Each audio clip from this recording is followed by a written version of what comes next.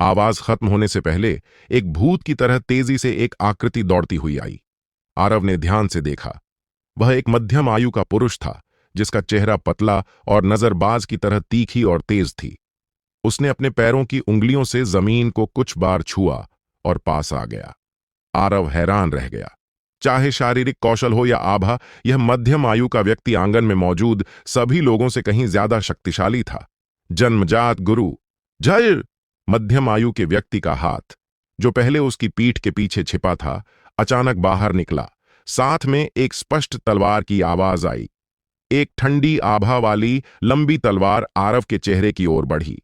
तलवार की नोक एक फुर्तीले जहरीले सांप की तरह कांप रही थी, जिससे सिसकारने की आवाज निकल रही थी जो सांस रोक देने वाली थी। तलवार आने से पहले एक तेज ठंडक आरव के चेहरे पर लगी और उसके चेहरे की त्वचा को हल्का दर्द महसूस हुआ। आरव ने महसूस किया कि उसकी त्वचा की वर्तमान ताकत और मजबूती के साथ वह इस तलवार को रोक नहीं पाएगा। एक जन्मजात गुरु की ताकत उसकी जान को खतरे में डालने के लिए काफी थी। आखिरकार आरव को दुश्मनों से लड़ने का बहुत कम अनुभव था और सिर्फ एक छोटी सी गलती से वह पहले ही पहल खो चुका था। इस पल में भले ही आरव जंगली बैल चांद की चाल के साथ आगे बढ़ता, उसका सिर प्रतिद्वंद्वी की तलवार से छेद दिया जाता। पीछे हटो! ज्यादा सोचे बिना आरव ने हल चलाने की चाल छोड़ दी और तेजी से पीछे हट गया। हूं! मध्यम आयु के व्यक्ति ने ठंडी हंसी हंसी और उसकी गति और तेज हो गई। उसकी लंबी तलवार आगे बढ़ती रही, जैसे टखने की हड्डी पर चिपकने वाली जोंक, आरव का पीछा करते हुए। तलवार की नोक अभी भी आरव के चेहरे को ढक रही थी। स्थिति और खतरनाक हो गई। आरव की आंखें तलवार की चमक से भरी थीं। उसकी आंखें दुख रही थीं और आंसू बहने लगे। इस पल में मध्यम आयु के व्यक्ति की आंखों में क्रूरता की एक झलक दिखी। अरे नहीं, पीछे दीवार है! आरव का दिल डूब गया। हालांकि सेन हवेली का आंगन विशाल था, उसकी भी एक सीमा थी। दोनों पक्ष बहुत तेजी से दौड़ रहे थे, एक दूसरे का पीछा करते हुए। पलक झपकते ही आरव दीवार तक पीछे हट गया था। पीछे हटने का कोई रास्ता नहीं था। भले ही आरव ने क्रूर बल से दीवार तोड़ दी होती, फिर भी एक पल की देरी होती। बस एक पल ही उस मध्यम आयु के व्यक्ति के लिए काफी था कि वह आरव को अपनी तलवार से मार डाले। रुको! अचानक एक आकृति दरवाजे से दौड़कर अंदर आई। उसके हाथ में एक स्टील का चाकू था। उसने जोर से चिल्लाया और बड़ी ताकत के साथ मध्यम आयु के व्यक्ति की ओर दौड़ा। ये गौरीश खंड अंकल हैं। हालांकि आरव ध्यान से नहीं देख पा रहा था, वह सिर्फ आवाज सुनकर उस व्यक्ति की पहचान अनुमान लगा सकता था। मध्यम आयु के व्यक्ति ने उसकी ओर एक व्यंग्यात्मक नजर डाली। यह तो छोड़ ही दो कि गौरीश खंड सिर्फ अधिग्रहित पूर्णता स्तर पर था। अगर इस पल में कोई जन्मजात क्षमता वाला गुरु भी आता, वह आरव को नहीं बचा पाता। लंबी तलवार आरव से बस कुछ इंच दूर थी। बहुत देर हो चुकी है, यह लड़का निश्चित रूप से मरेगा। मध्यम आयु के व्यक्ति ने धीरे से चिल्लाया। उसकी आंखों में ठंडक चमकी और उसने अपनी तलवार को आगे बढ़ाया। इस पल में जब उसकी जान एक धागे से लटक रही थी, आरव का दिमाग अचानक शांत हो गया। उसकी आंखों में कोई घबराहट नहीं थी। वह बेहद शांत था और उसकी इंद्रियां सामान्य से कहीं ज्यादा तेज हो गई थीं। आरव अच्छी तरह जानता था कि इस पल में केवल वही था जो उसे बचा सकता था। इतने करीब से आ रही लंबी तलवार का सामना करते हुए आरव ने अपनी आंखें बंद कर लीं और उसके दिमाग में प्रशिक्षण मैदान में पीले रंग के मवेशियों के घास खाने का दृश्य उभरा। अनजाने में आरव ने अपना हाथ बढ़ाया और सामने आ रही तलवार पर रख दिया। एक लपेट, एक झटका, एक खींच। जंगली बैल की 3 चालों में सबसे शक्तिशाली, बैल की जीभ घुमाने वाला ब्लेड, बैंग। एक तेज आवाज, जैसे अचानक गड़गड़ाहट, सेन हवेली के आंगन में गूंजती रही। अगले पल सभी लोग स्तब्ध रह गए। उनकी आंखें भ्रम, संदेह और अविश्वास से भरी थीं। मध्यम आयु के व्यक्ति के हाथ में तलवार का सिर्फ हैंडल बचा था और तलवार का शरीर पूरी तरह टूट गया था। टुकड़े जमीन पर बिखर गए, जिनमें से अजीब रोशनी चमक रही थी। मध्यम आयु का व्यक्ति अपना मुंह खोलकर अपनी पुतलियों को अचानक सिकोड़ते हुए पास में खड़े आरव को देखने लगा।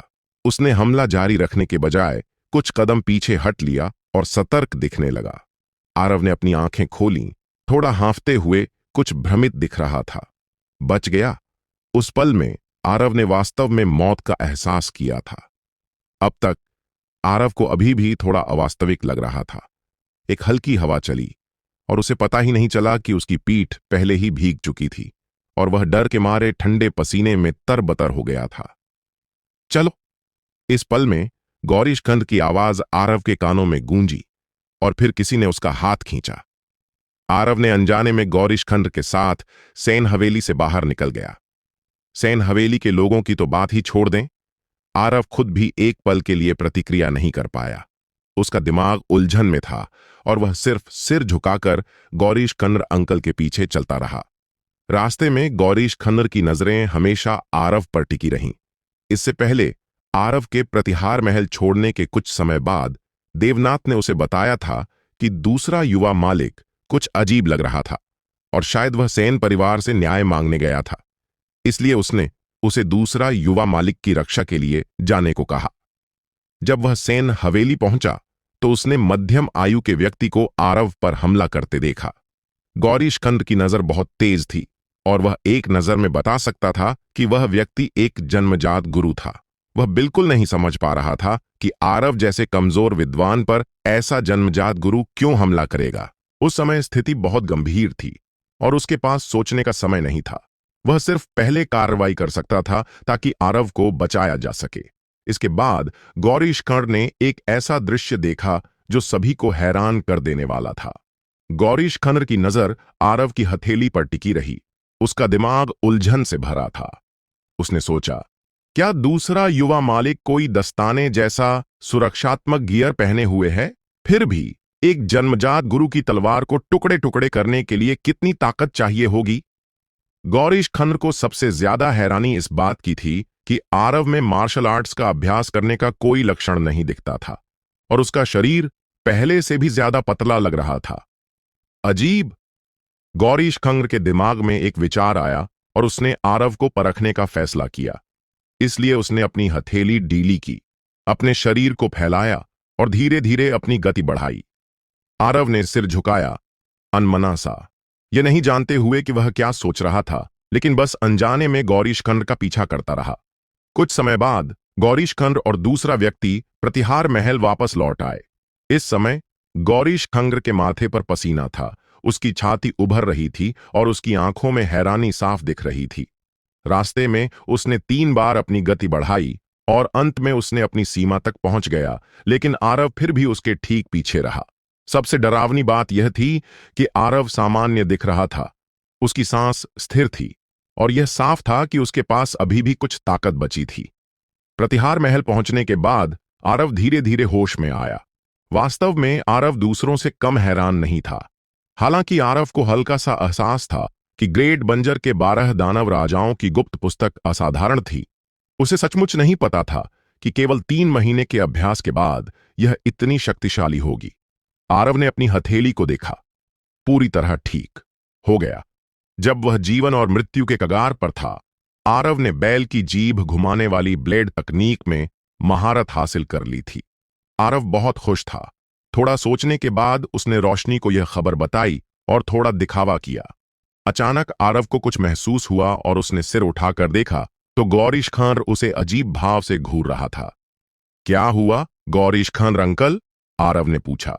गौरीशखंड ने सोचकर कहा, कुछ नहीं, घर के अंदर आओ, पहले अपने कमरे में जाकर आराम करो, मैं बाद में तुमसे मिलने आऊंगा। आरव ने सिर हिलाया। गौरीशखंड ने आरव को विदा किया और सीधे देवनाथ के कमरे में गया, जहां उसने सैन हवेली में देखी गई हर बात को बताया। कमरे में मौजूद सभी लोग हैरान दिखे। कोई भी इस पर विश्वास नहीं करता अगर गौरीशखंड ने खुद यह न कहा होता। क्या दूसरा युवा मालिक एक जन्मजात गुरु है? सुल्तान ने पूछा। गौरीशखंड ने सिर हिलाया और कहा, जो लोग मार्शल आर्ट्स का अभ्यास करते हैं उनके शरीर में कई बदलाव आते हैं, जैसे कि कनपटी का उभरना, उंगलियों की हड्डियों का मोटा होना, हाथों में गट्टे पड़ना और मांसल शरीर। लेकिन दूसरा युवा मालिक में इनमें से कोई बदलाव नहीं है। उसके हाथ गट्टों वाले हैं और उसकी उंगलियां पतली हैं। वह ऐसा नहीं लगता कि उसने कभी हथियार पकड़ा हो। देवनाथ ने भी कहा, दूसरा युवा मालिक सारी जिंदगी पढ़ाई करता रहा है और उसे मार्शल आर्ट्स का अभ्यास करने का कोई मौका नहीं मिला। वरना हमें कैसे नहीं पता होता। इसके अलावा जन्मजात स्तर तक पहुंचने के लिए कम से कम 10 साल की कठिन मेहनत चाहिए, और यह तब है जब वह प्रतिभाशाली हो और उसने अच्छी आंतरिक मार्शल आर्ट्स तकनीक का अभ्यास किया हो। दूसरा युवा मालिक कितने साल का है? गौरीशंकर ने थोड़ा सोचा और कहा, हालांकि वापसी के रास्ते में मैंने जानबूझकर उसका परीक्षण किया। मैं पक्का कह सकता हूं कि दूसरा युवा मालिक की फुर्ती बहुत तेज है, मुझसे भी ज्यादा। आह! इसने सभी को हैरान कर दिया। प्रतिहार परिवार के गार्डों के नेता के रूप में गौरीशंकर शारीरिक कौशल में उतना अच्छा नहीं है, लेकिन उसकी गति भी शीर्ष 10 में आ सकती है। देवनाथ ने भौहें सिकोड़कर पूछा, दूसरे युवा मालिक ने कोई उन्नत प्रकाश कौशल का अभ्यास किया है? मार्शल आर्ट्स की दुनिया में कई उच्च स्तरीय हल्के कौशल हैं, जैसे 8 कदमों से मेंढक का पीछा करना। अभ्यास करने के बाद व्यक्ति निगल की तरह हल्का हो सकता है, जो वास्तव में शरीर की गति को बढ़ा सकता है। नहीं, गौरीशंकर ने सिर हिलाया और कहा, दूसरा युवा मालिक बस सामान्य रूप से दौड़ रहा था, जमीन से जुड़ा हुआ, कुछ खास नहीं। सभी लोग उलझन में थे। गौरीशंकर ने गहरी आवाज में कहा, अगर मेरा अनुमान सही है तो वह मध्यम आयु का व्यक्ति महेंद्रपाल होना चाहिए, जिसे आत्मा छीनने वाली तलवार के नाम से जाना जाता है, जो एक प्रारंभिक जन्मजात गुरु है। यह समझ में नहीं आता। एक जन्मजात गुरु दूसरे युवा मालिक पर हमला क्यों करेगा? क्या उसे अपनी प्रतिष्ठा को ठेस पहुंचाने का डर नहीं है? देवनाथ ने हल्के से भौहें सिकोड़ी। देवनाथ का मतलब था कि अगर कोई दूसरा युवा मालिक को मारना चाहता तो कोई भी मार्शल कलाकार यह कर सकता था। एक जन्मजात गुरु को कार्रवाई करने की क्या जरूरत थी? वास्तव में गौरीशंकर थोड़ा देर से पहुंचा था और उसने आरव को लगातार 3 लोगों को मारते नहीं देखा था। जब वह पहुंचा, आरव जीवन और मृत्यु के महत्वपूर्ण क्षण में था। उसके पास चारों ओर देखने का समय भी नहीं था और उसने आरव को सेन हवेली से ले लिया। मौजूद किसी ने भी नहीं सोचा होगा कि यह महेंद्रपाल, आत्मा छीनने वाली तलवार, की इच्छा नहीं थी कि वह कार्रवाई करे, बल्कि उसके पास कोई विकल्प नहीं था। अरे नहीं! इस पल में प्रतिहार परिवार का एक गार्ड दरवाजा ढकेल कर अंदर आया और घबराहट में बोला, दरवाजे के बाहर बहुत सारे लोग हैं और वे आक्रामक हैं और दूसरे युवा मालिक से हत्या का बदला लेना चाहते हैं। घबराओ मत। ये लोग कौन हैं? गौरीशंकर ने गहरी आवाज में पूछा। वशिष्ठ और लोहित परिवार और सेन परिवार से विराट भी बहुत सारे लोगों को लाया है, प्रतिहार परिवार के गार्ड ने निगलते हुए और हाँफते हुए कहा। हत्या का बदला? देवनाथ ने धीरे से बुदबुदाया, जैसे कुछ सोच रहा हो। अगर गौरीशंकर ने जो कहा वह सच है, तो आरव ने सेन हवेली में किसी को नहीं मारा, तो फिर वह हत्या का बदला कैसे मांग सकता है? कमबख्त, यह स्पष्ट रूप से उकसावा है। दूसरा युवा मालिक किसी को कैसे मार सकता है? मैं बाहर जाकर उनसे मिलता हूं। सुल्तान गुस्से में खड़ा हो गया और बाहर की ओर दौड़ने वाला था। रुको! देवनाथ ने हल्के से खांसा और धीरे से कहा, मुझे बाहर ले चलो। मिस्टर देवनाथ, कृपया हिलें नहीं, ताकि आपकी चोट और न बढ़ जाए। गौरीशंकर ने जल्दी से सलाह दी। देवनाथ दृढ़ था और उसने सिर हिलाया, बोला, वे बुरी नीयत से आए हैं। चूंकि बड़ा मालिक यहां नहीं है, मुझे बाहर जाकर देखना होगा। जब प्रतिहार परिवार के लोग दरवाजे पर आए और चारों ओर देखा, तो सभी के दिल डूब गए। दरवाजे के बाहर कम से कम सैकड़ों लोग थे, घने में खड़े। सभी के चेहरे पर नाराजगी थी। उनमें से ज्यादातर अधिग्रहित स्तर के मार्शल कलाकार थे और उनके बीच 3 प्रारंभिक जन्मजात स्तर के गुरु थे और महेंद्रपाल उनमें से एक था। प्रतिहार महल की वर्तमान ताकत के साथ अगर वे इसे ठीक से नहीं संभाल पाए, तो इस ताकत से वे पूरी तरह कुचल दिए जाएंगे। वशिष्ठ परिवार के युवा मालिक के पीछे खड़ा वह बलिष्ठ व्यक्ति शायद मध्य जन्मजात स्तर का हो सकता है। सभी लोग कोई कार्रवाई न करें। अगर संभव हो तो धैर्य रखें और बड़े युवा मालिक के वापस आने का इंतजार करें, देवनाथ ने धीमी आवाज में कहा।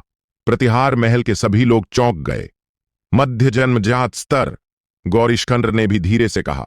यह व्यक्ति अपरिचित लगता है। मुझे डर है कि वह देवगिरी टाउन से नहीं है। सभी लोग सावधान रहें। आरव कहां है? उसे बाहर आने दो। विराट ने अपने सूजे हुए गालों को ढकते हुए कठोरता से चिल्लाया। गौरीशंकर आगे बढ़ा। अपनी मुट्ठियां बंद कीं और गंभीरता से बोला, आप सभी इतने बड़े आयोजन के लिए मेरे दूसरे युवा मालिक को क्यों ढूंढ रहे हैं? नेता में खड़ा एक जवान, जिसके हाथ में एक पंखा था, मुस्कुराते हुए बोला, किसी की हत्या करने का मतलब है अपनी जान देना। यह स्वाभाविक है। प्रतिहार परिवार के दूसरे युवा मालिक ने हत्या की है तो स्वाभाविक रूप से उसे इसकी कीमत चुकानी होगी। बोलने वाला व्यक्ति वशिष्ठ परिवार का बड़ा बेटा था, जिसका नाम गौरव था।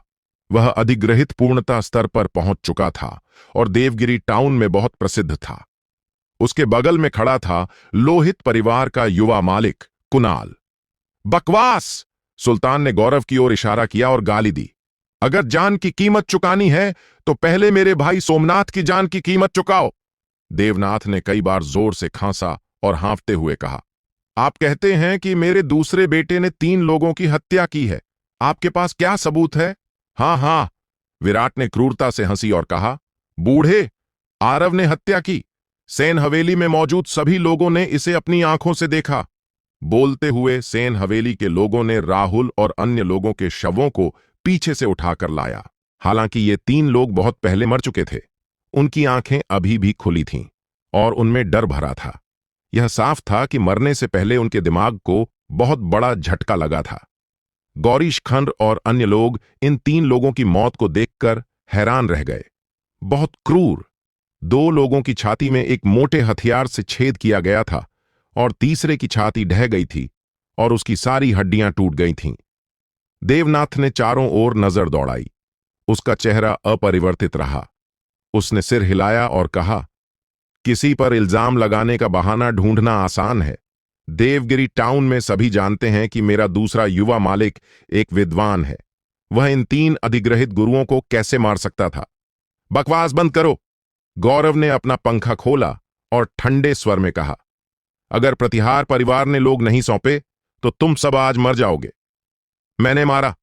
इस पल में भीड़ के बाहर से एक आवाज आई। सभी ने आवाज की दिशा में देखा और एक नीली पोशाक में एक विद्वान को सिर ऊंचा करके और छाती फुलाकर उनकी ओर आते देखा। यह आरव था। आरव प्रतिहार महल के सभी लोगों के सामने खड़ा हुआ। सामने खड़े सैकड़ों लोगों को बिना डर के देखा और चिल्लाया, मैंने मारा। अगर कुछ हुआ तो मैं अकेले जिम्मेदारी लूंगा। दूसरे युवा मालिक, जल्दबाजी न करें, सुल्तान ने जल्दी से कहा। गौरीश खंड्र ने भी धीरे से कहा, दूसरे युवा मालिक, वे बुरी नीयत से आए हैं और उनकी मंशा बड़ी है। वे बस आपको बहाने के रूप में इस्तेमाल कर रहे हैं। धोखा न खाएं।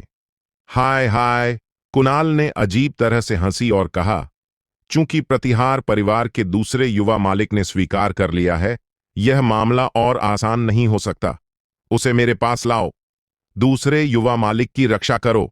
देवनाथ ने दृढ़ता से कहा, मौत से लड़ो। खनक तलवारें म्यान से बाहर निकलीं और गौरीशकंद और अन्य लोगों ने आरव और देवनाथ को घेर लिया। दोनों पक्ष लड़ाई के कगार पर थे। गौरव ने अपना पंखा बंद किया और ठंडे स्वर में कहा, आरव को पकड़ो। जो भी हमें रोकने की हिम्मत करेगा, उसे बिना दया के मार डालो। आरव ने अपनी मुट्ठियां कस लीं और हल चलाने की चाल करने वाला था, भीड़ में घुसकर उन जन्मजात गुरुओं को ढूंढने के लिए। निष्पक्ष रूप से कहें तो प्रारंभिक जन्मजात गुरु पहले ही उसकी जान को खतरे में डालने की ताकत रखता था और सामने वाले पक्ष में एक मध्य जन्मजात गुरु भी था, लेकिन इस समय उसे कोई परवाह नहीं थी। अचानक घोड़ों की तेज रफ्तार की आवाज सुनाई दी और पलक झपकते ही वे पास आ गए। जो भी मेरे भाई को छूने की हिम्मत करेगा, मैं विशाल उसे मार डालूंगा। भीड़ हटी और केवल एक व्यक्ति को देखा गया, जो गुस्से से भरा हुआ घोड़े पर सवार होकर उनकी ओर आ रहा था। उसने प्रतिहार महल के द्वार पर पहुंचकर ही रास कसी। वह व्यक्ति एक ऊंचे घोड़े पर सवार था। उसके हाथ में एक ठंडा लोहे का अमृत स्रोत भाला था। वह एक भयंकर हत्या की आभा बिखेर रहा था और उसकी आंखें ऐसी थीं जैसे मशालें, जिन्हें सीधे देखना मुश्किल था। उसके चेहरे पर एक डरावनी निशान थी, जो उसकी भौं से लेकर उसके कान तक तिरछी थी। हालांकि घाव बहुत पहले ठीक हो चुका था, घाव के किनारे की नरम लाल मांस बाहर की ओर मुड़ा हुआ था, जो बेहद डरावना लग रहा था और इस व्यक्ति को और भयंकर बना रहा था। प्रतिहार परिवार का बड़ा बेटा विशाल। प्रतिहार परिवार के सभी लोग हैरान थे और उनकी आंखों में खुशी छिप नहीं रही थी। गौरव, कुणाल, क्या तुम दोनों कामयाब हो गए हो?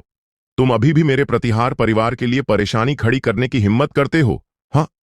विशाल ने घोड़े से नहीं उतरते हुए दोनों को नीचे की ओर देखते हुए ठंडी आवाज में कहा। हाँ हाँ, तो यह सुमालिक हैं। आप सही समय पर आए हैं। मैं आपका लंबे समय से इंतजार कर रहा था। गौरव ऐसा लग रहा था जैसे वह तैयार था और मुस्कुराते हुए बोला। गौरव के पीछे एक बलिष्ठ व्यक्ति निकला, जिसके पीछे एक मोटी पीठ वाला चाकू लटक रहा था। उसकी आंखों में ठंडक थी और उसने जोर से कहा, मैंने सुना है कि सुमालिक 30 साल की उम्र में पहले ही प्रारंभिक जन्मजात गुरु बन चुके हैं। वह एक दुर्लभ प्रतिभा है। आज उनसे मिलने का दुर्लभ अवसर है, इसलिए मैं आपसे सलाह मांगना चाहूंगा। मुझे मरे हुए लोगों के नामों में कोई रुचि नहीं है। इस व्यक्ति के बोलने से पहले ही विशाल ने उसे बीच में रोक दिया। हाँ, विशाल ने धीरे से चिल्लाया और उसके नीचे का घोड़ा आगे बढ़ा।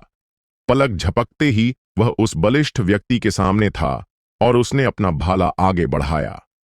मौत की तलाश। बलिष्ठ व्यक्ति का चेहरा अपरिवर्तित रहा। उसने पीछे की ओर से मोटी पीठ वाला चाकू निकाला, अपनी जन्मजात आभा छोड़ी, ऊपर उछला, अपनी बाहों को सिर के ऊपर उठाया और विशाल की ओर बढ़ते हुए चाकू से वार किया। यह वास्तव में मध्य जन्मजात स्तर है। गौरीश खंड ने सिर हिलाया। यह सुनकर आरव को थोड़ी घबराहट हुई। वशिष्ठ परिवार स्पष्ट रूप से इस बार अच्छी तरह तैयार था। उन्होंने यह भी हिसाब लगाया था कि विशाल शायद वापस आएगा, इसलिए उन्होंने एक मध्य जन्मजात स्तर के गुरु को विशाल को निशाना बनाने के लिए बुलाया था। आरव ने चारों ओर नजर दौड़ाई और देखा कि न तो गौरीशखंड और न ही देवनाथ और अन्य लोग घबराए हुए लग रहे थे। इसका क्या मतलब था? उसके विचार पूरा होने से पहले विशाल और बलिष्ठ व्यक्ति पहले ही लड़ाई शुरू कर चुके थे। हन! बलिष्ठ व्यक्ति ने मोटी पीठ वाले चाकू को ऊर्जा केंद्र अमृत स्रोत भाले पर जोर से मारा, जिससे चिंगारियां उड़ने लगीं। इस चाकू की ताकत इतनी ज्यादा थी कि इसने विशाल के नीचे के जंगली घोड़े को भी रोक दिया। हाँ हाँ! विशाल जोर से हंसा और अपने हाथ में अमृत स्रोत भाला हिलाया। यह गुनगुनाया और कंपन करने लगा और एक आश्चर्यजनक ताकत के साथ फट पड़ा, जिसने वास्तव में मोटी पीठ वाले चाकू को हटा दिया। बलिष्ठ व्यक्ति का चेहरा बहुत बदल गया। पफ! खून चारों ओर छींटा। बलिष्ठ व्यक्ति को विशाल के भाले ने उड़ा दिया और वह लंबी सड़क पर गिर गया। खून ने जल्दी ही जमीन को लाल कर दिया। तुम अपनी क्षमता छिपा रहे हो। तुम जन्मजात कमजोर। बलिष्ठ व्यक्ति अपनी बात पूरी नहीं कर पाया।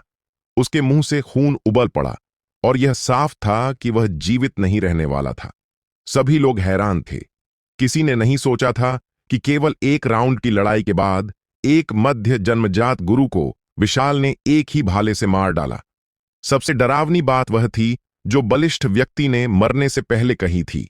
हालांकि उसने पूरी बात नहीं कही, मौजूद सभी लोग इसका अनुमान लगा सकते थे। जन्मजात का अंतिम चरण। इन वर्षों में देवगिरी टाउन के लोगों ने विशाल की ताकत को कम आंका था। जाओ! लोहित, वशिष्ठ और सेन परिवारों के जन्मजात गुरुओं ने बहुत तेजी से प्रतिक्रिया दी। 3 युवा मालिकों की रक्षा की और मुड़कर भाग गए। सैकड़ों मार्शल कलाकार एक व्यक्ति की आभा से दब गए और घबराहट में भाग गए। एक पल के लिए भी वहां रुकने की हिम्मत नहीं की। विशाल ने ठंडी हंसी हंसी और पीछा नहीं किया। घोड़े से उतरा, आरव को देखा, सिर हिलाया और बोला, घर वापस चलो। प्रतिहार महल का आंतरिक आंगन। विशाल बीच में बैठा गौरीशखंड की रिपोर्ट सुन रहा था कि पिछले कुछ महीनों में देवगिरी टाउन में क्या क्या हुआ था। समय समय पर सिर हिलाता रहा। आरव एक तरफ बैठा, सिर झुकाए और आंखें नीचे किए, एक शब्द नहीं बोला। इससे पहले बड़े भाई ने उसे कभी भी आंतरिक आंगन में प्रवेश नहीं करने दिया था, न ही उसे ऐसी किसी बैठक में हिस्सा लेने दिया था। गौरीशखंड के बोलने के बाद विशाल की नजर आरव पर पड़ी और उसने गहरी आवाज में पूछा, क्या तुमने वाकई सैन परिवार के उन 3 अधिग्रहित गुरुओं को मारा था? हां, आरव ने थोड़ा हिचकिचाते हुए सहमति दी। बूम! विशाल पहले कुर्सी पर बैठा था, लेकिन वह अचानक खड़ा हो गया। अपने पैरों को जमीन पर पटका और एक जोरदार धमाके के साथ वह आरव के सामने था और उसने एक मुक्का मारा। यह अचानक बदलाव इतनी तेजी से हुआ कि न केवल आरव बल्कि आंतरिक आंगन में मौजूद लोग भी प्रतिक्रिया नहीं कर पाए। आरव हैरान रह गया और उसके पास प्रतिक्रिया करने का समय नहीं था। उसने अनजाने में अपना हाथ बढ़ाया और विशाल की मुट्ठी पर रख दिया। एक लपेट और एक झटके के साथ वह बैल की जीभ घुमाने वाली ब्लेड का इस्तेमाल करने वाला था।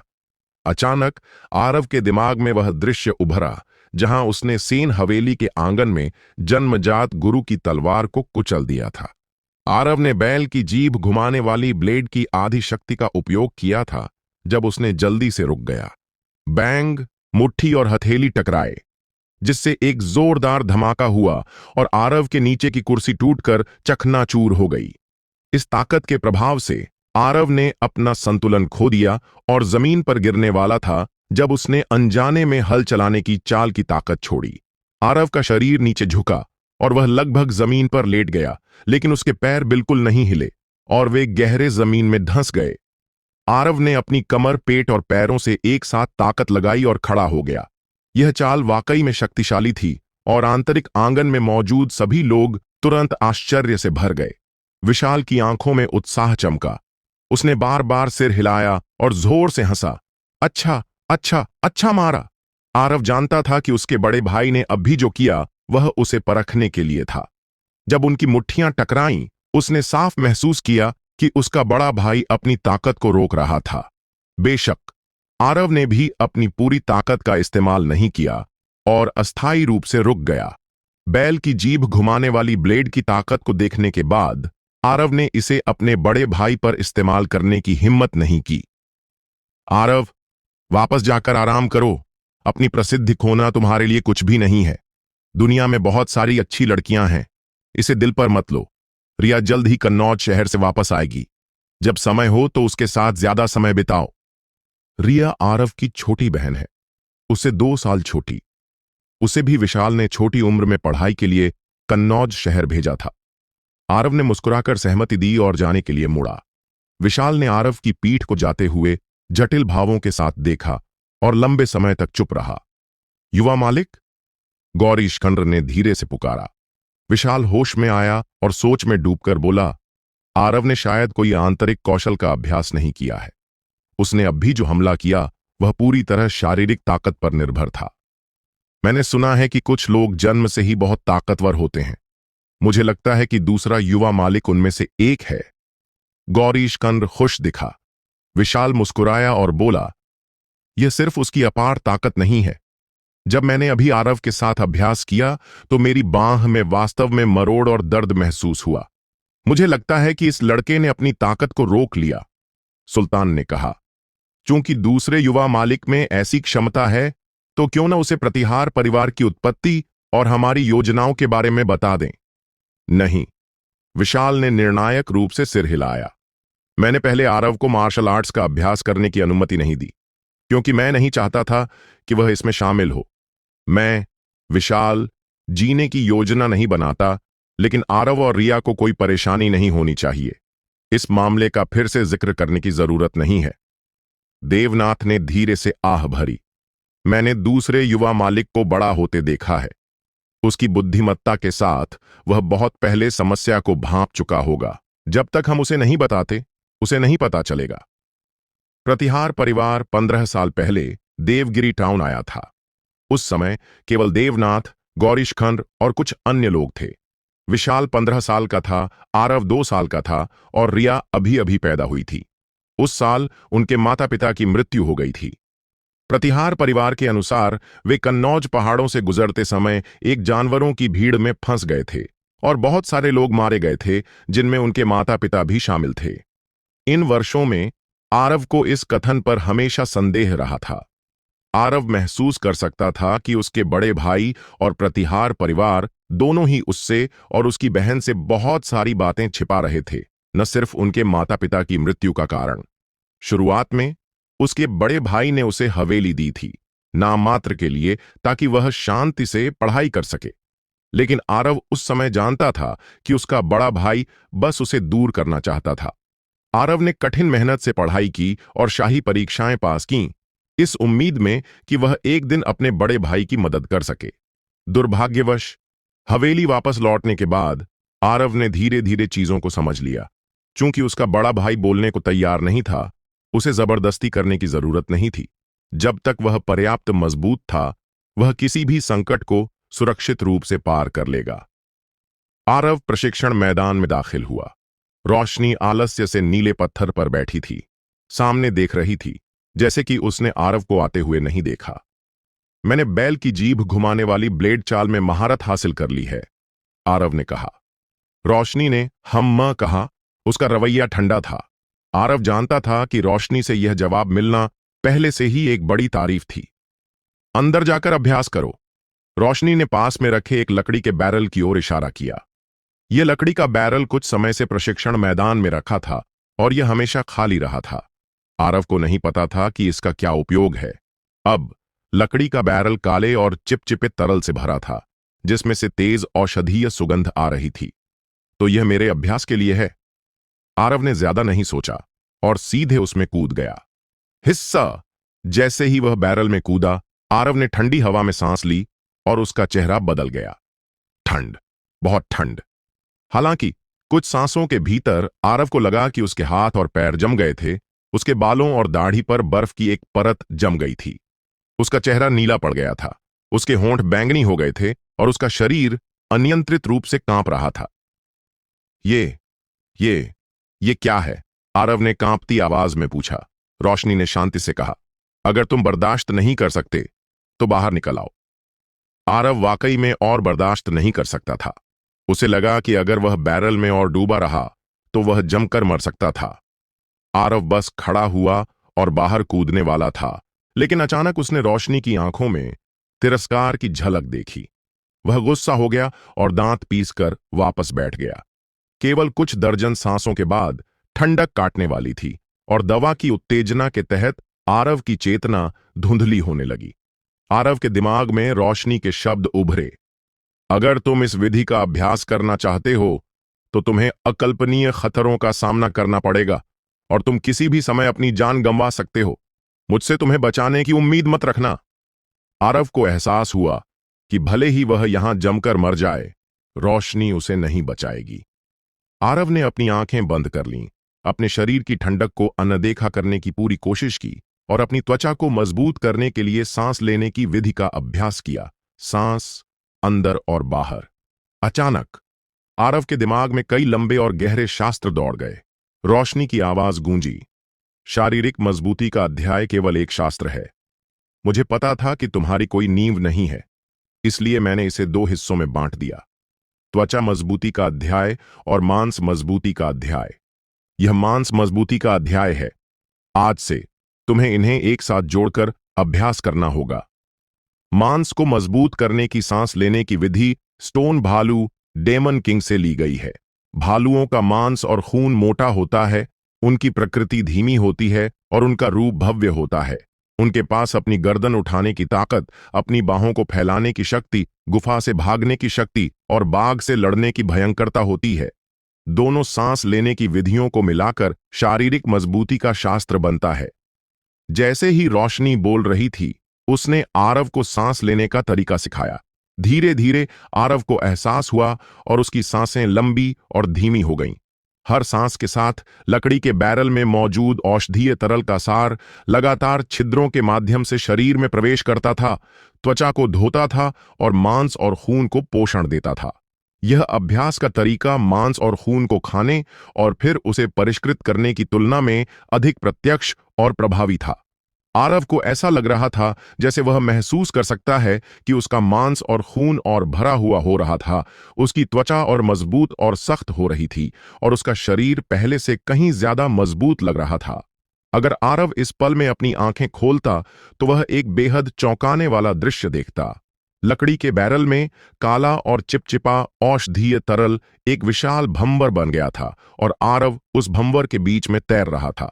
आरव के पास एक बैल के आकार का राक्षस और एक भालू के आकार का राक्षस धीरे धीरे प्रकट हुआ। वे धुंधले और अस्पष्ट थे, लेकिन 2 जोड़ी राक्षसी आंखें भयानक रूप से चमक रही थीं, ठंडी रोशनी बिखेर रही थीं, हत्या की आभा दिखा रही थीं और एक ऐसी आभा छोड़ रही थीं जो स्वर्ग और पृथ्वी को झकझोर देती थी। जैसे जैसे समय बीतता गया, शरीर की ठंडक धीरे धीरे कम हो गई और अंतहीन सार लगातार मांसपेशियों और त्वचा पर धो रहा था। आरव का स्तर तेजी से सुधर रहा था। पलक झपकते ही एक रात बीत गई। आरव ने अपनी आंखें खोलीं और हैरानी से पाया कि लकड़ी के बैरल में मौजूद औषधीय तरल पारदर्शी और पानी की तरह साफ हो गया था। रोशनी नीले पत्थर से नीचे कूदी और बोली, मैं तुम्हें 3 और चालें सिखाऊंगी। पहली है जमीन चीरने वाली हथेली। इस हथेली का कोण तुम अपनी इच्छा से बदल सकते हो। तुम्हें बस ताकत लगाने की तकनीक याद रखनी है और जमीन चीरने का अर्थ समझना है। बोलते हुए रोशनी ने अपना हाथ हल्के से उठाया। आरव का दिल हिला और उसने अचानक अपनी आंखें बंद कर लीं। एक अजीब सा एहसास उसके दिमाग में आया। आरव को लगा जैसे वह रोशनी का सामना नहीं कर रहा था, बल्कि एक भयंकर और डरावने भालू राक्षस का, जो अपनी विशाल भालू की हथेली को उठा रहा था और उसे जोर से नीचे ला रहा था। हालांकि वह जानता था कि यह सिर्फ एक भ्रम था, फिर भी आरव इस गति के दबाव में अनजाने में पीछे हट गया। खड़खड़। आरव भूल गया कि वह अभी भी लकड़ी के बैरल में था और गंदगी में जमीन पर गिर गया। बैरल का पानी चारों ओर बिखर गया। दूसरी चाल है रौद्र पर्वत। इस चाल में तुम्हें अपनी पूरी ताकत का इस्तेमाल करना होगा। जब तक तुम प्रतिद्वंद्वी से चिपक जाओ, वह मर जाएगा और प्रतिक्रिया करने का मौका भी नहीं पाएगा। रोशनी ने अपने पैरों को एक साथ रगड़ा, आगे झुकी और उसका शरीर हिल गया। आरव की पुतलियां सिकुड़ गईं। इस पहाड़ झुकाव की चाल के बाद रोशनी के सामने की हवा तुरंत ठोस हो गई, जैसे कि वह वास्तविक हो, और फिर अचानक बिखर गई। इस संपर्क और झुकाव से निकली ताकत इतनी तेज और भयंकर थी कि हवा भी इसे चकमा नहीं दे सकी।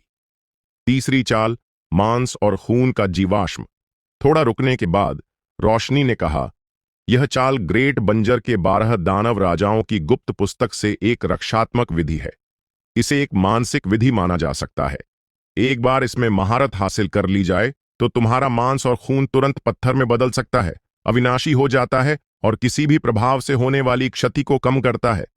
आरव ने स्टोन भालू की 3 शैलियों का अभ्यास शुरू किया और रोशनी कठोर चेहरे के साथ पास में खड़ी थी, और अगर कुछ गलत होता तो उसे कुछ निर्देश देती। हर बार जब रोशनी उसे निर्देश देती, आरव को दुख होता। पूरा दिन बीत जाने के बाद आरव ने स्टोन भालू की 3 शैलियों में कोई प्रगति नहीं की थी। वह पहले से ही घावों से भरा था। उसके शरीर पर नीले काले निशान थे। वह पसीने से तरबतर था और घास पर निढाल लेट गया, हाँफ रहा था। बेशक आरव अपने दिल में जानता था कि अगर ऐसी कठोर उत्तेजना न होती तो स्टोन भालू की 3 शैलियों का अभ्यास करने में उसे शायद कई गुना ज्यादा समय लगता। रात में रोशनी ने एक और बैरल दवा तैयार की और आरव को उसमें अभ्यास करने को कहा। आश्चर्यजनक बात यह थी कि दिन में आरव कितना भी घायल हो जाता, रात भर लकड़ी के बैरल में अभ्यास करने के बाद वह दिन में फिर से ऊर्जा से भरा होता। उसके शरीर पर एक भी निशान नहीं होता। आरव का चेहरा धीरे धीरे गहरा पड़ गया और उसकी आंखों की गहराई में एक ठंडी चमक दिखी। देवनाथ ने भौहें सिकोड़ी, थोड़ा सोचा और फिर जोर से बोला, गौरीशकंद्र, मैं यहां हूं। देवनाथ ने गहरी आवाज में कहा, जल्दी से अपने लोगों को कन्नौज शहर ले जाओ और देखो कि क्या युवा मालकिन निकल चुकी है। अगर कोई खबर हो तो तुरंत वापस लौटकर बताओ। जरूरत नहीं, आरव ने हाथ हिलाया। वह अपनी बहन को सबसे अच्छी तरह जानता था। रिया बचपन से बहुत आज्ञाकारी रही थी और कभी भी ऐसा कुछ नहीं करती थी जिससे उसका परिवार चिंतित हो। अब रिया देवगिरी टाउन वापस नहीं लौटी थी तो इसका केवल एक ही स्पष्टीकरण था कि कोई दुर्घटना हो गई थी। आरव का चेहरा ठंडा था क्योंकि वह धीरे धीरे खड़ा हुआ। केवल इस एक क्रिया के साथ देवनाथ और गौरीशकंद्र को तुरंत एक दम घोंटने वाला दबाव महसूस हुआ। दोनों ने युद्ध की आग और अनगिनत जीवन मृत्यु के परीक्षणों का सामना किया था। यहां तक कि अमर लोगों या लोहे की तरह मजबूत सेनाओं के सामने भी वे शांत रह सकते थे, लेकिन अब आरव के सामने दोनों को डर लग रहा था। दूसरा युवा मालिक वाकई में बदल गया है। देवनाथ और गौरीशकंद्र ने एक दूसरे की ओर देखा और यह विचार उनके दिमाग में एक साथ उभरा। रिपोर्ट, सेन परिवार से विराट बाहर दरवाजे पर मिलने की मांग कर रहा है। प्रतिहार महल का एक गार्ड जोर से चिल्लाया। देवनाथ ने गहरी सांस ली और बोला, उसे अंदर आने दो। हाँ हाँ, आप सभी कैसे हैं? कुछ ही देर बाद विराट सफेद कमीज में चल कर आया और मुस्कुराते हुए बोला। आरव कुछ नहीं बोला। अपनी आंखें थोड़ा सिकोड़कर विराट को घूर रहा था। विराट का दिल कांप गया। पता नहीं क्यों, विराट को ऐसा लगा जैसे उसे किसी भयंकर बाघ या भूखे भेड़िए ने निशाना बनाया हो और वह पलक झपकते ही टुकड़े टुकड़े हो जाएगा। मैं बस यह बताने आया हूं कि वशिष्ठ और लोहित परिवारों ने एक भोज का आयोजन किया है और वे प्रतिहार परिवार के 2 युवा मालिकों को आमंत्रित करना चाहेंगे, विराट ने जल्दी से कहा, अपराध बोध महसूस करते हुए। आरव विराट के पास आया और शांति से बोला, भाई यहां नहीं है, मैं तुम्हारे साथ जाऊंगा। दूसरे युवा मालिक, भोज अच्छा नहीं है, मत जाओ।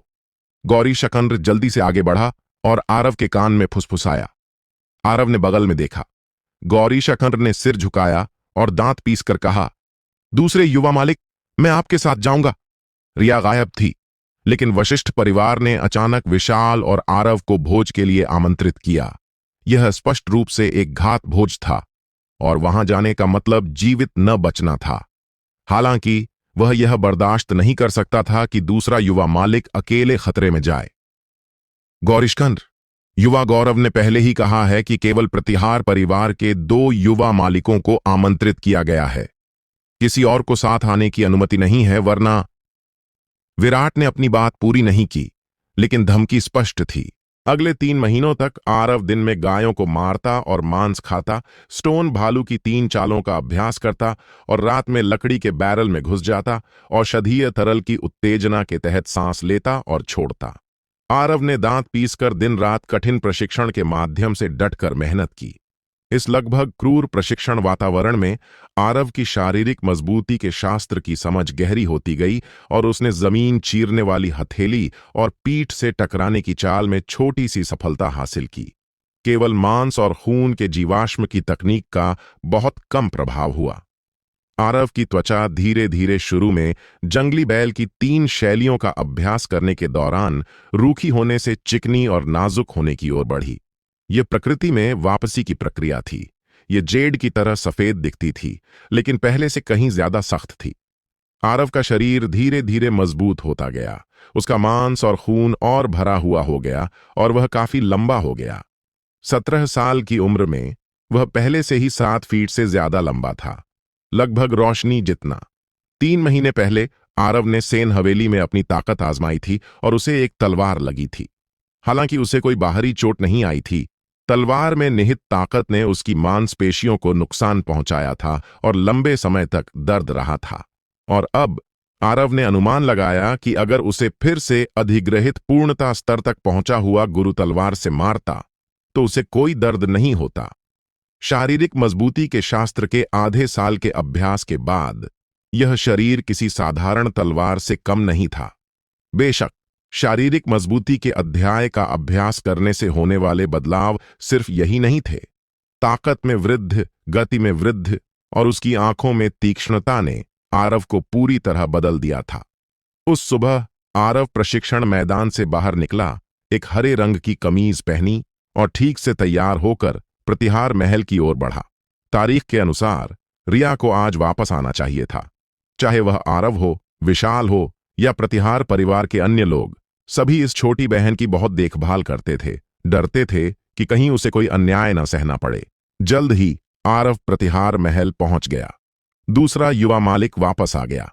प्रतिहार महल के लोग खुश दिखे और उन्होंने गर्मजोशी से अभिवादन किया। आरव ने मुस्कुराकर सिर हिलाया। 3 महीने के आराम के बाद देवनाथ की चोटें अब गंभीर नहीं थीं, लेकिन वह बहुत बूढ़ा लग रहा था। भाई, फिर से यहां नहीं है? आरव ने सहजता से पूछा। देवनाथ मुस्कुराया और बोला, हाल ही में व्यापार व्यस्त रहा है और बड़े मालिक को बाहर की चीजों की देखभाल करनी पड़ रही है।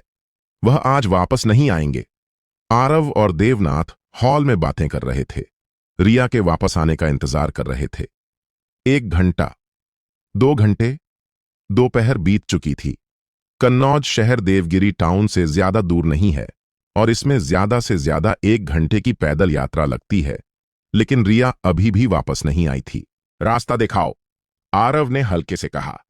विराट ने देवनाथ और गौरीशखंड को उकसाने वाली नजर से घूरा ठंडी हंसी हंसी और सेन हवेली से अकड़ कर चला गया। मिस्टर देवनाथ, अब क्या करें, वरना मैं लोगों को ले जाकर उसे मार डालूं। हम दूसरे युवा मालिक को परेशानी में नहीं पड़ने दे सकते। गौरीशकंद चिंतित दिखा। नहीं। देवनाथ ने सिर हिलाया और भौहें सिकोड़कर कहा, दूसरा पक्ष स्पष्ट रूप से तैयारियां कर चुका है। वशिष्ठ परिवार अब खतरनाक स्थिति में है। प्रतिहार महल की वर्तमान ताकत के साथ हम उनके साथ कैसे मुकाबला कर सकते हैं? थोड़ा रुकने के बाद देवनाथ ने गहरी आवाज में कहा, निकटतम ब्लैक आर्मर्ड कैवेलरी को यहां लाओ, जितना जल्दी हो सके। फिर क्या यह समय पर होगा? गौरीशकंद ने पूछा। पता नहीं, देवनाथ ने धीरे से आह भरी। अब हम केवल यह उम्मीद कर सकते हैं कि दूसरा युवा मालिक और युवा मालकिन थोड़ा और समय टिक सकें। यही एकमात्र तरीका है। जैसे ही आरव वशिष्ठ परिवार के आंगन में दाखिल हुआ, उसके पीछे का द्वार धीरे धीरे बंद हो गया। आंगन के दोनों ओर लोग भरे हुए थे। सभी मार्शल आर्ट्स के गुरु थे। उनकी तलवारें निकली हुई थीं, ठंडी चमक बिखेर रही थीं। जब उन्होंने देखा कि यह आरव था जो आया था, उनकी आंखों में आश्चर्य की एक झलक दिखी और फिर उन्होंने तिरस्कार दिखाया और ठंडी हंसी के साथ सिर हिलाया। आंगन के अंत में वशिष्ठ हवेली का मुख्य हॉल था, जहां एक अष्टकोणीय मेज रखी थी और बहुत सारे लोग बैठे थे, जिनमें गौरव और कुणाल शामिल थे। इस समय विराट आरव को लेकर आया और बैठ गया। आरव सामान्य दिख रहा था क्योंकि वह धीरे धीरे हॉल में चला और चारों ओर नजर दौड़ाई। हॉल में 17 लोग थे। गौरव, कुणाल और विराट को छोड़कर बाकी सभी जन्मजात गुरु थे। उनमें महेंद्रपाल, आत्मा छीनने वाली तलवार, भी था, जिसने सेन हवेली में आरव के साथ लड़ाई की थी। 14 जन्मजात गुरुओं में 7 की आभा महेंद्रपाल से ज्यादा मजबूत थी और उनमें से 3 की आभा सबसे मजबूत थी। जैसा कि अपेक्षित था, इन 7 लोगों में से 4 मध्य जन्मजात स्तर के थे और बाकी 3 अंतिम जन्मजात स्तर के थे। आरव का दिमाग घूमा और उसने स्थिति को स्पष्ट रूप से समझ लिया। वशिष्ठ परिवार स्पष्ट रूप से उनकी परेशानियों का जड़ से खात्मा करना चाहता था और भाइयों को मौके पर ही अपंग करना चाहता था, लेकिन दुर्भाग्यवश विशाल वहां नहीं था। मैं एक बड़ी मछली पकड़ना चाहता था, लेकिन मुझे एक छोटी चिंराट मिली। अगर मुझे यह पता होता तो हमें इतना बड़ा तामझाम करने की जरूरत नहीं थी। गौरव ने ठंडी हंसी हंसी और आरव को तिरस्कार से देखा। मेरी बहन कहाँ है? आरव का स्वर शांत था। उसकी आवाज में कोई उतार चढ़ाव नहीं था। गौरव ने ताली बजाई। हॉल के पीछे से 2 महिलाएं एक साथ बाहर निकलीं। सटीक रूप से कहें तो उनमें से एक को बंधक बनाया गया था। रिया एक हरे रंग की लंबी पोशाक पहने थी, जो उसे बहुत जीवंत बना रही थी। हालांकि वह केवल 15 साल की थी, वह पहले से ही एक सुंदर और निर्दोष युवती बन चुकी थी। हालांकि इस पल में रिया की आंखों में आंसू थे, लेकिन वह उन्हें गिरने से रोकने की कोशिश कर रही थी। उसने अपने होंठ दबाए और आरव को देखा, एक शब्द कहने से इनकार करते हुए। आरव के दिल में दर्द हुआ। इन सभी वर्षों में आरव ने अपनी बहन को कभी इस तरह देखा था? क्या उसे कभी ऐसा अन्याय सहना पड़ा था? कुणाल मुस्कुराया और बोला, मेरे बगल में यह मेरी बहन आरती है। ऐसा लगता है कि वह और मिस सू बहुत अच्छी तरह मिल रही हैं।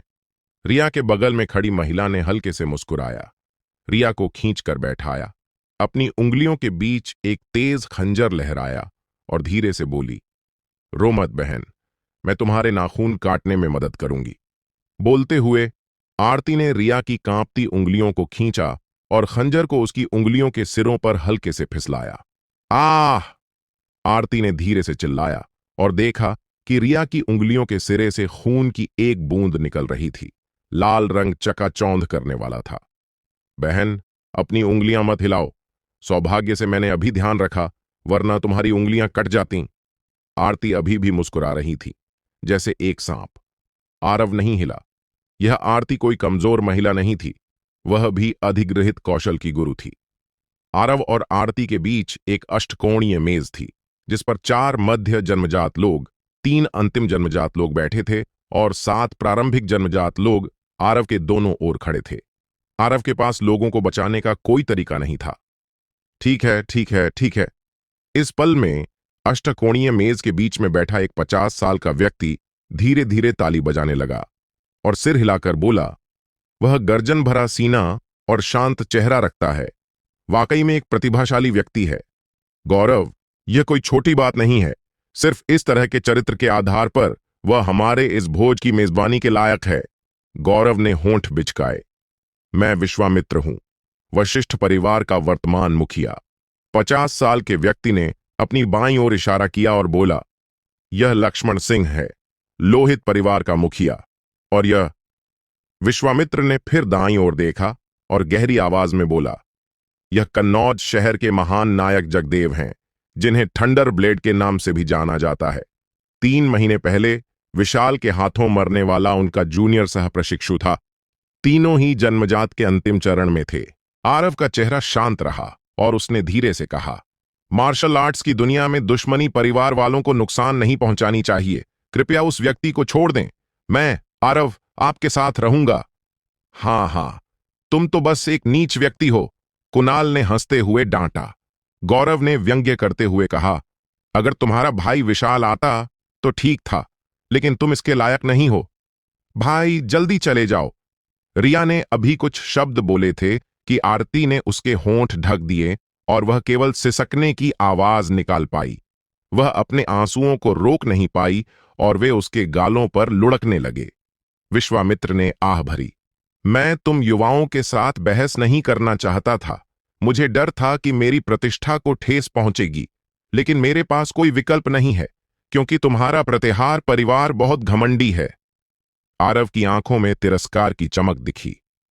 अगर परिवार की दुश्मनी चरम पर पहुंच जाए तो प्रतिहार परिवार इसे स्वीकार करेगा। क्या तुम्हें इन नीच हरकतों को करने से हंसी नहीं आएगी? हाँ। लोहित परिवार के मुखिया लक्ष्मण सिंह ने हंसकर सिर हिलाया और बोला, लड़के, तुम अभी छोटे हो। तुमने मार्शल आर्ट्स की दुनिया की खतरनाकता को बहुत कम देखा है। ये तो बस छोटे दृश्य हैं। आरती तुम्हारी बेटी है। आरव ने भौहें थोड़ा उठाकर अचानक एक ऐसा सवाल पूछा जो महत्वहीन लग रहा था। तो क्या? लक्ष्मण सिंह ने ठंडे स्वर में हंसा। तो अपनी जान दे दो। अचानक एक जोरदार चीख गूंजी, जैसे कि अचानक गड़गड़ाहट पूरे हॉल में गूंज रही थी। आवाज खत्म होने से पहले आरव एक चमक के साथ आगे बढ़ा और हल चलाने की ताकत फट पड़ी। तुरंत अष्टकोणीय मेज को उलट दिया और उसे टुकड़े टुकड़े कर दिया। बहुत तेज। किसी ने नहीं सोचा था कि इस तरह के माहौल में आरव, जो मुश्किल से खुद को बचा पा रहा था, पहल करने की हिम्मत करेगा। गौरव और 2 अन्य लोगों को छोड़कर मौजूद सभी लोग जन्मजात गुरु थे। उनकी प्रतिक्रिया बहुत तेज थी। उन्होंने अपने हथियार निकाले और आरव पर वार किया, गुस्से में चिल्लाते हुए, हिम्मत कैसे हुई नौजवान? पल भर में चारों ओर तलवारों और चाकुओं की चमक थी। हवा इतनी ठंडी थी कि पानी भी नहीं घुस सकता था। थंडर ब्लेड जगदेव ने पीछे की ओर से तलवार निकाली। एक ठंडी चमक दिखी, चकाचौंध करने वाली और आंखों को चुभने वाली, और सीधे आरव की पसलियों में घुसी। आरव ने अपने आसपास की तलवारों और चाकुओं को अनदेखा किया, लक्ष्मण सिंह को गहरी नजरों से घूरा। उसने अपनी हथेली पलटी और जोर से नीचे मारी, एक बेहद भयंकर आभा बिखेरते हुए। जमीन चीरने वाली हथेली। आरव की हिंसक और तीखी आभा के दबाव में लक्ष्मण सिंह का चेहरा बहुत बदल गया और उसका पहला विचार था कि वह मुड़कर भाग जाए। मार्शल आर्ट्स की दुनिया में वर्षों के अनुभव ने उसे बताया कि अगर वह इस पल में मुड़ा तो वह निश्चित रूप से मर जाएगा। लक्ष्मण सिंह ने अपनी आंखें पूरी तरह खोल दीं और दहाड़ा। उसके पास अपना हथियार निकालने का समय भी नहीं था। उसने अपनी बाहों को ऊपर उठाकर रोकने की कोशिश की। दूसरी ओर विश्वामित्र ने एक हाथ में तलवार पकड़ी। उसकी आंखों में हत्या की मंशा थी। तलवार की नोक कांप रही थी क्योंकि यह आरव की आंखों को ढक रही थी।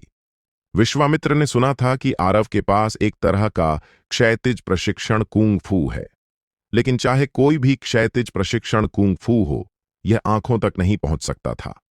खटाक।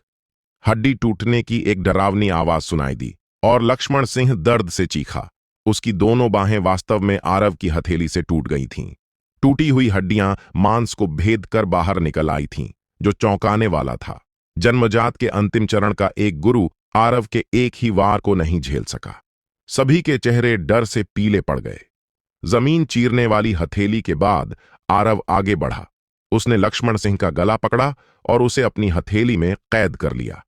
उसी समय आरव ने बाईं ओर और आगे एक बड़ा कदम लिया, अपना चेहरा बगल में किया और विश्वामित्र की तलवार को अपनी गाल पर लगने दिया। उसका खाली बायां हाथ बैल की जीभ की तरह नरम था और आगे लपका।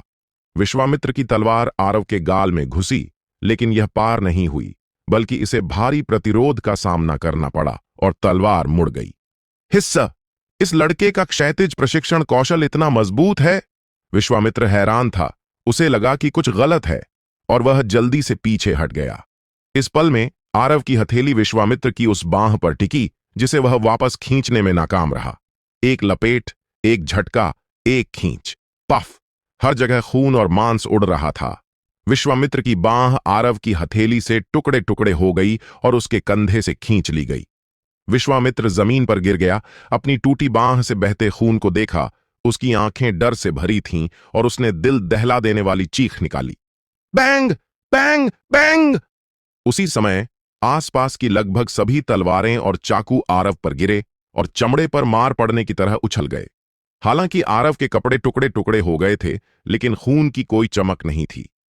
तलवारों और बंदूकों से अछूता, यहां तक कि एक जन्मजात गुरु जो हथियार पकड़े हुए था, वह आरव की रक्षा को नहीं तोड़ सका। पफ! इस पल में एक तेज हथियार के मांस में घुसने की आवाज अचानक गूंजी। एक चाकू आरव की पसलियों में आधा घुस गया था और खून तुरंत उसके कपड़ों में रिस गया।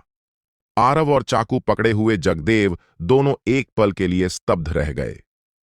आरव ने नहीं सोचा था कि कोई उसकी रक्षा को भेद सकता है। जगदेव ने नहीं सोचा था कि यह चाकू आरव को सीधे नहीं मार सका, बल्कि वहां अटक गया और आगे नहीं बढ़ सका।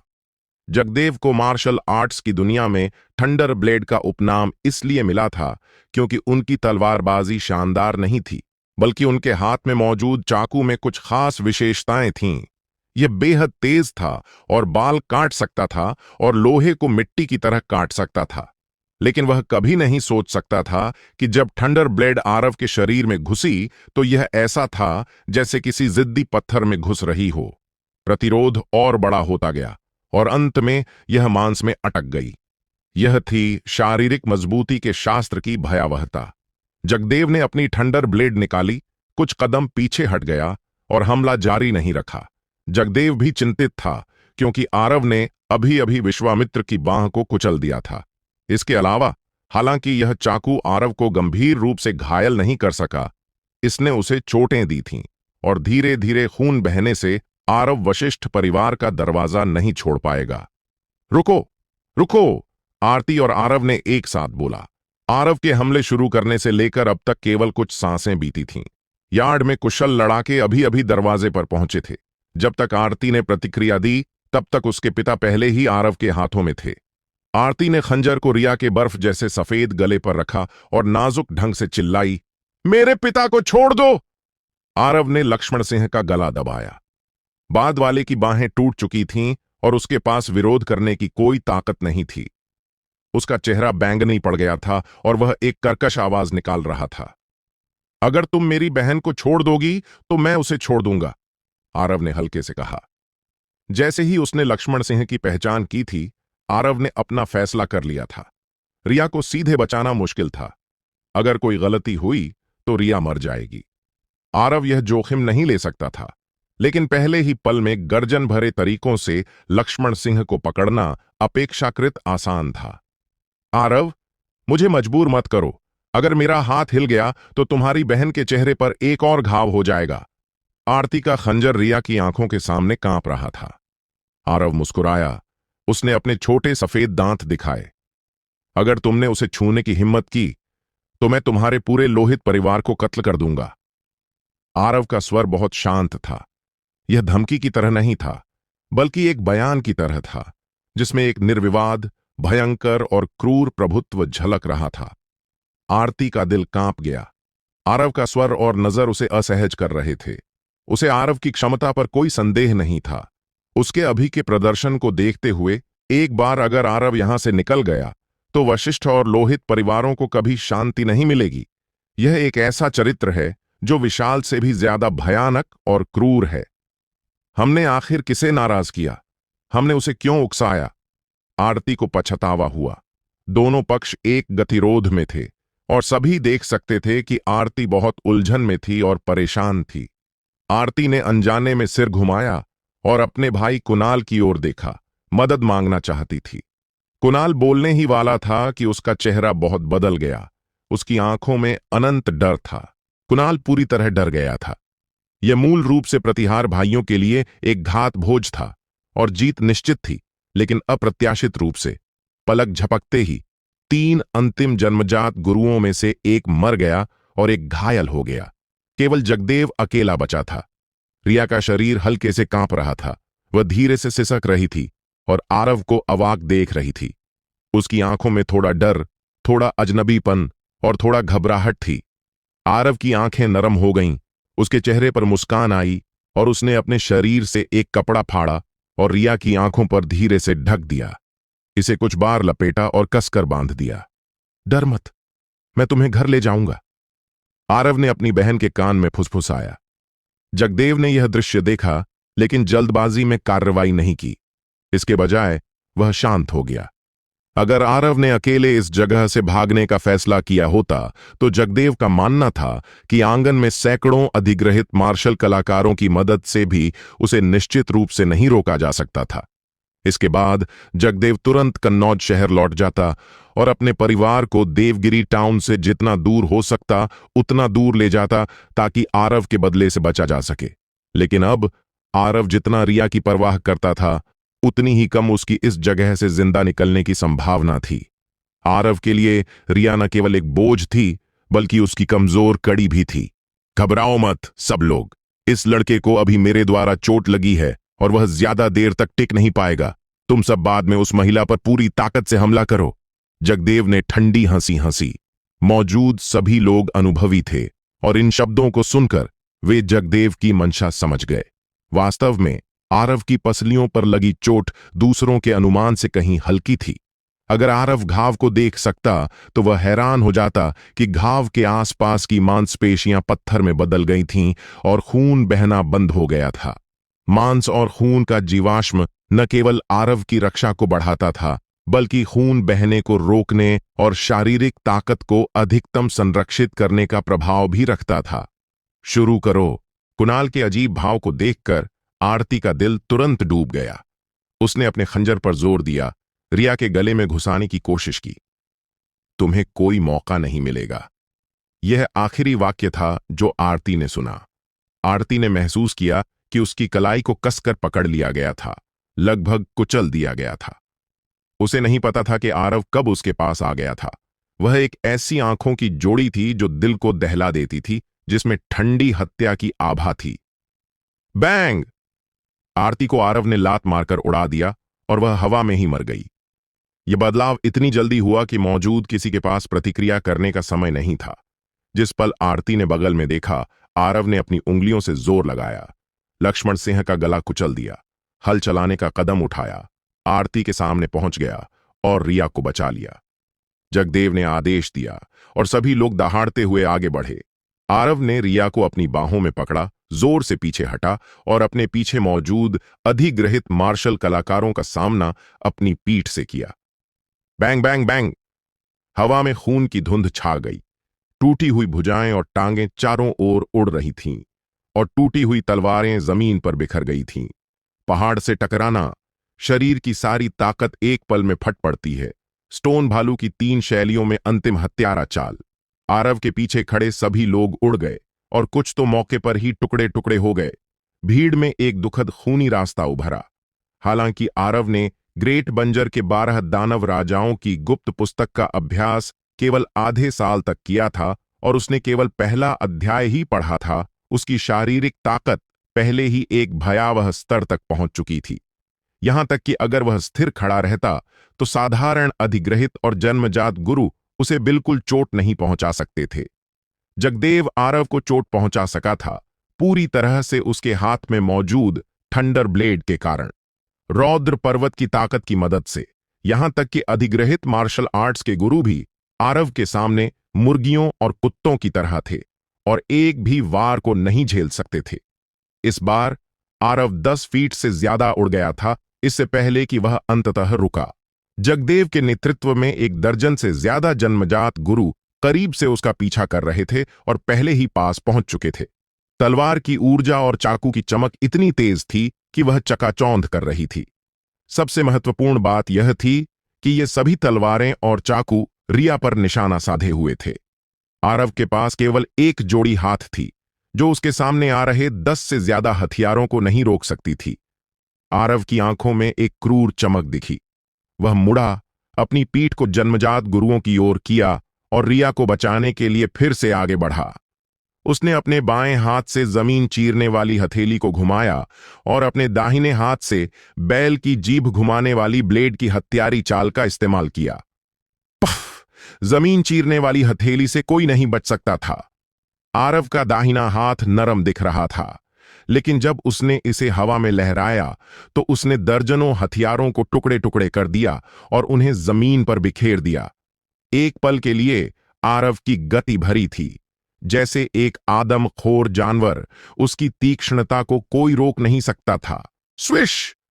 आरव ने कराहते हुए डगमगाया और उसके पीछे खून की एक चमक दिखी। हालांकि उन 10 दिनों में जन्मजात गुरु आरव को चोट नहीं पहुंचा सका था, जगदेव ने मौका पाकर आरव की पीठ पर 1 फुट लंबा घाव काट दिया, जो भयानक और डरावना दिख रहा था। हालांकि वह देख नहीं सकती थी, रिया को साफ महसूस हुआ कि कुछ हुआ था। भाई, कृपया चले जाओ और मेरी चिंता मत करो। रिया आंसुओं में डूब गई। आरव ने दांत पीसे, उसकी आंखें भयंकरता से चमक रही थीं और उसने ठंडे स्वर में कहा, जो कोई मेरे रास्ते में आएगा वह मरेगा। खड़खड़! आरव ने हल चलाने की चाल की, अपने पैरों से जोर लगाया। जमीन पर 2 गहरे गड्ढे बन गए और रेत और पत्थर चारों ओर उड़ने लगे।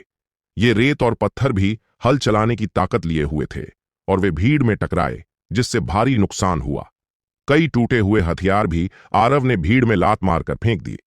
पलक झपकते ही आरव वशिष्ठ परिवार के आंगन की दीवार के आधार तक पहुंच गया। रास्ते में आरव के शरीर पर 2 और घाव हो गए। उसकी पीठ पर एक घाव था, जो बहुत खतरनाक था। अगर यह थोड़ा और पास होता तो आरव मर चुका होता।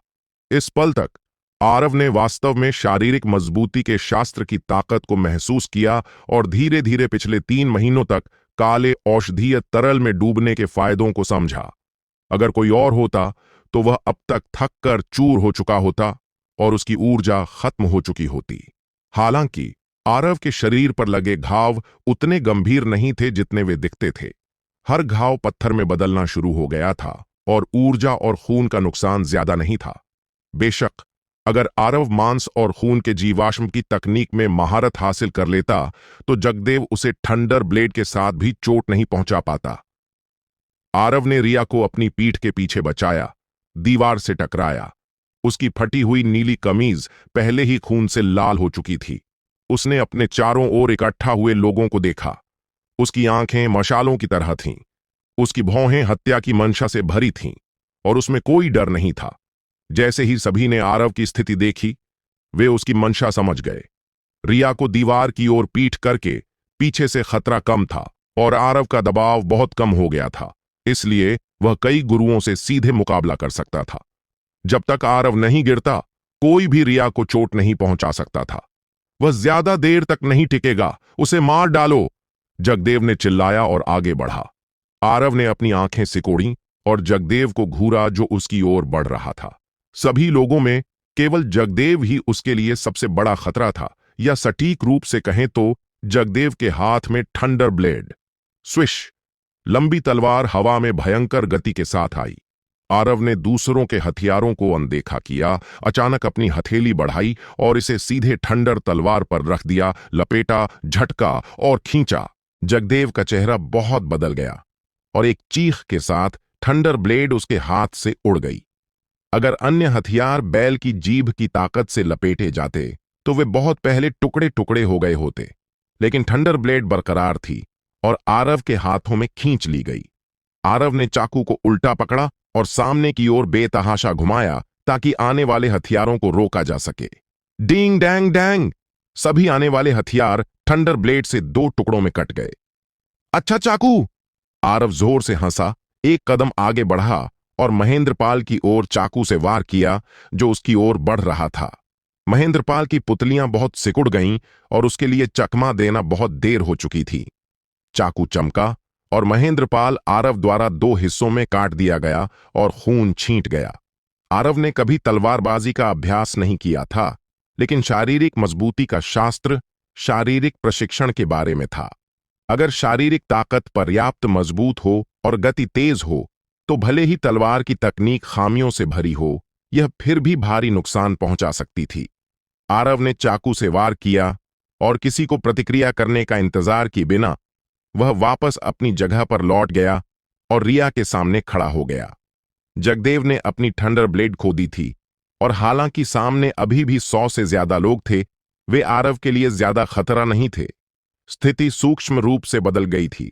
चाहे भीड़ ने कैसे भी हमला किया, वे आरव को चोट नहीं पहुंचा सकते थे, लेकिन जब उन्हें मौका मिलता, आरव पहल करता और एक या दो लोगों को मार डालता। आरव अपने खाली हाथों से अजेय था, थंडर ब्लेड के साथ तो वह और भी शक्तिशाली हो गया था। आरव को घेरने वालों की संख्या धीरे धीरे कम हो रही थी। दर्जन भर जन्मजात गुरुओं में से केवल 4 अभी भी टिके हुए थे। सभी के पीछे न हटने का कारण यह था कि वे उम्मीद कर रहे थे कि आरव थकावट से जमीन पर गिर जाएगा। आखिरकार इंसान की ताकत की सीमा होती है। इसके अलावा आरव के शरीर पर कई घाव थे जो सभी ने देखे थे। यह लड़ाई लगभग 2 घंटे तक चली थी। अगर यह कोई सामान्य व्यक्ति होता तो उन घावों के साथ और इतनी भयंकर लड़ाई के साथ उसका खून बहुत पहले बह चुका होता। लेकिन कोई भी आरव के चेहरे पर थकान का एक भी निशान नहीं देख सकता था।